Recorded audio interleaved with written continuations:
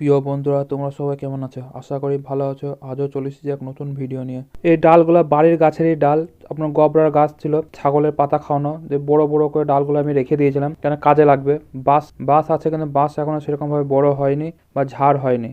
তার জন্য আমি বাঁশ কাটিনি, আমি ওই গবরার ডালগুলা দিয়ে আমি কাজ চালাবো। এগুলো অনেকদিন যায়। তারপর বেড়াটা আমি কতটা পড়ে আছে দেখেন, চারিদিক নষ্ট হয়ে গেছে। চারিদিক নষ্ট হয়ে যাওয়ার ফলে দেন এই গাছগুলোকে আমি জঙ্গল হয়ে গেছে, জঙ্গলগুলো আমি পরিষ্কার করবো। তার আগে আমি চারিদিকটা ঘিরে নেবো। আমি সাইডটা রাস্তার সাইডটা আমি ঘিরে নিলাম। ওই গোবরের ডালগুলো দেখেন পুঁতে দিয়েছি, খুঁটি হিসাবে আমার কাজে লেগে গেল। তো দেখেন ঘিরে দিলাম চারিদিক। এর ভিতরে দুটো বেগুনের চারা আছে, এখানে একটা আছে, ওই সামনে একটা আছে। এই দুটো আমি লাগাইনি, অটোমেটিক বীজ থেকে হয়েছে, কিন্তু ফল খুব হয়েছিল।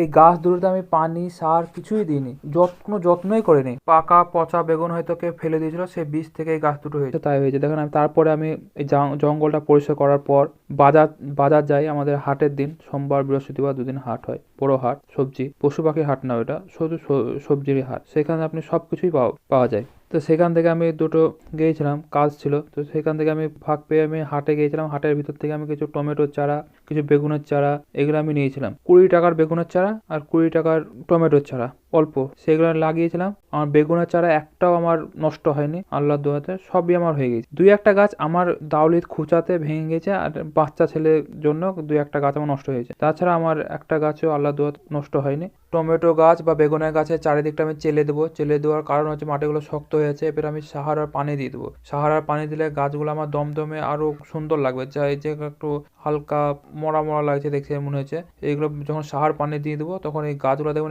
এই গাছটার মতন দমদম করবে, সুন্দর লাগবে দেখতে। চারিদিকে দেখেন বেগুনের গাছগুলো দেখেন এখনো ছোট হয়ে আছে। এই গাছটাতে একবার বাড়েইনি, মাটির সাথে লেগে আছে। দেখি সাহার পানিটা দিব, দেখবেন কিছুদিনের মধ্যে এগুলো বড় হয়ে যাবে।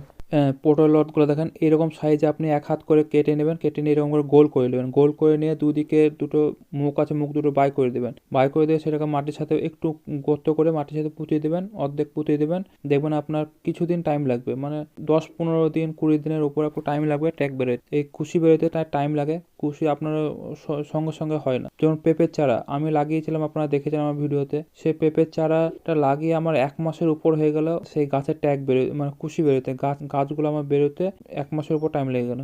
এই বেগুনের গাছগুলো দেখছেন আগেকার বিচি পড়ে বেগুনের গাছ, এই গাছটা প্রচন্ড ঝাঁকড়া হয়েছে, কিন্তু এই গাছটাতে আমার অতটা ফল দেয়নি। আমার ওই গাছটাতে আমার খুব প্রচন্ড ফল দিয়েছিল।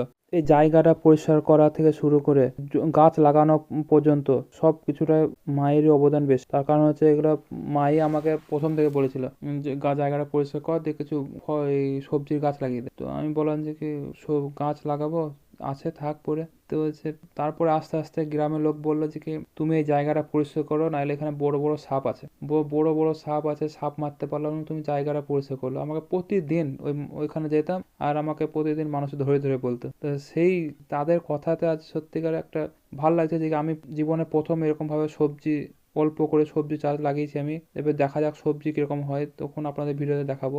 তো তাদের কথা আর মায়ের কথা একবারে খাঁটি হয়ে গেছে। তারপর পানি দেবো, পানি দেওয়ার সময় মা আমাকে খুব সাহায্য করেছে, পানি এনে দিয়েছে, আমি পানি দিয়ে দিয়েছি গাছগুলাতে।